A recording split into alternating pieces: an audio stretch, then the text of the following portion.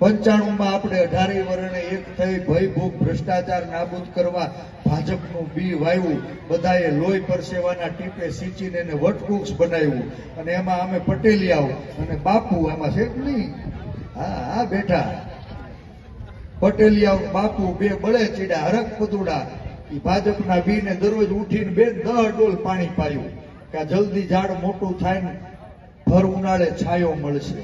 15માં અમારે અખતરો કરવાનો થયો ને ત્યારે ખબર પડી કે વાહા ફાટી ગયા. આજ ભાજપના નેતાઓ, એની સરકાર, એની સૂચનાથી એની પોલીસે અમારી માબેન દીકરીઓને મારીને લોટ બાંધી દીધો.